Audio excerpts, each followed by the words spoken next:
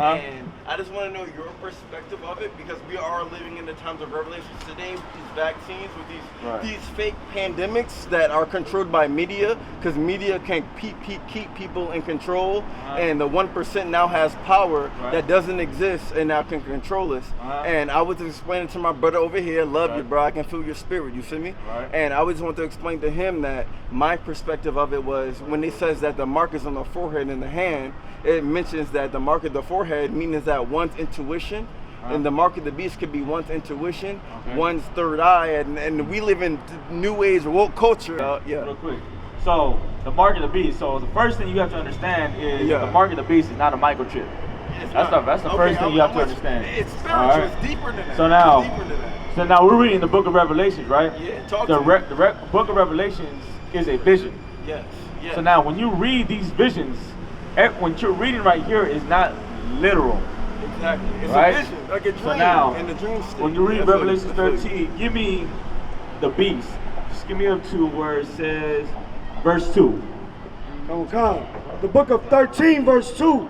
And the beast which I saw was like unto a leopard, and his feet were as the feet of a bear, and his mouth as the mouth of a lion. And the dragon gave him his power. So now, real quick, we're talking about a beast. Right, so now what you have to understand that this beast right here is not an actual beast. Yeah. You understand? Right, you gotta speak, you gotta think of the Bible the way me and you speak. Right. The way blacks and Hispanics speak. Right. We speak lingo. We speak in slang. So now if I say this, man, that brother right there a beast.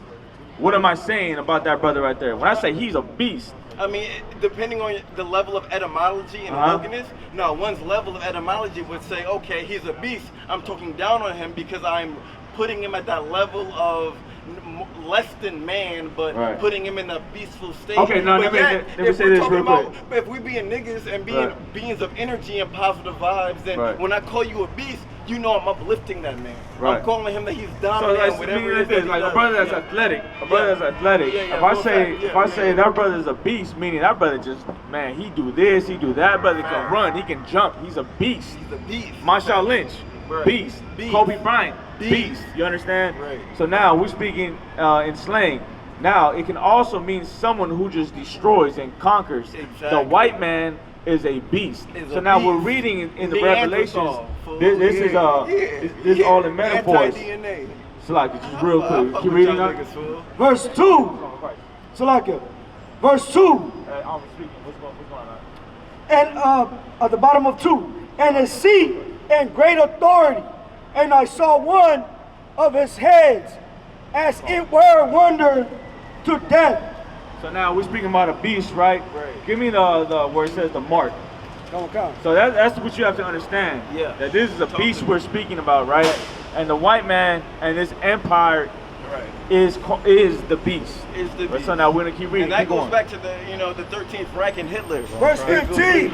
Yeah. And he had power to give life unto the image of the beast. Now this empire, which is the Roman Empire, which is the Edomite, the white man, he gave power to the image of the beast. What is his image? Where's his image at? This image is right over here. Caesar Borgia. This is the image. This is the beast right here, right? And he gave power to this image. And what does this image do? This image puts you in oppression. This image suppresses you, puts you in chains. This image was given to the Taino Indians. This image was given to the slaves. This image was given to blacks, Hispanics, and Native American Indians. 1 second. And this image was given to us to put us in slavery. Right. There's power in this image. Now let me say this real quick. Now does your grandma have this image in her house, or any family member, any loved one? Any loved one. All family. All family, right? Now let's say one day you get that image and you throw it on the ground. What are they gonna tell you? Disrespect. They think it's disrespectful. Why is that disrespectful? Because they already have the image of the European American as being the high and almighty.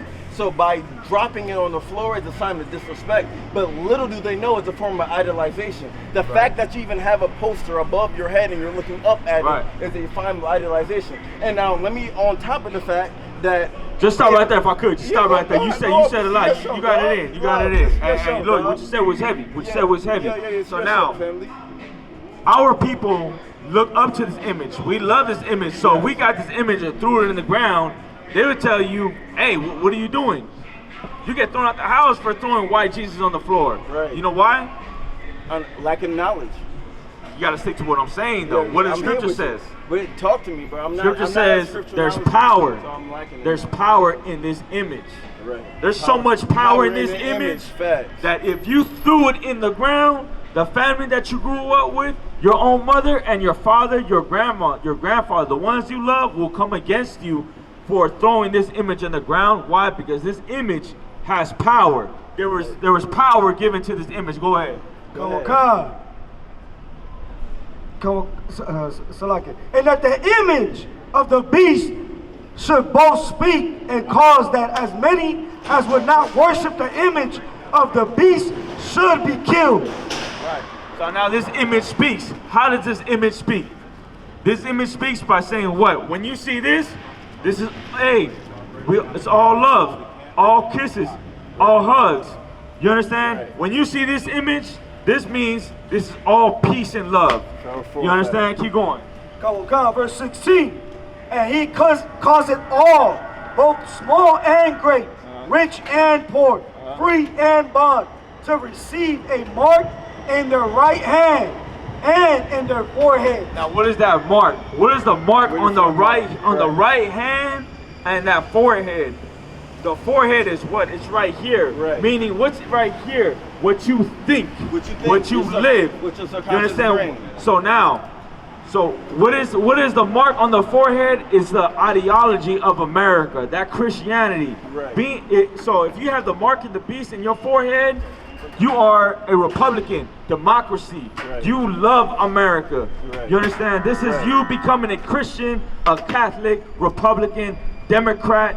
You understand? You believing into this dual system. You buying into the system. Right, you live by the system. You defend the system. For a fact. Now, what is the right hand? Your right hand is your strong hand. Right. Meaning this, that you love this system so much that you will fight for this system. That's the U.S. military.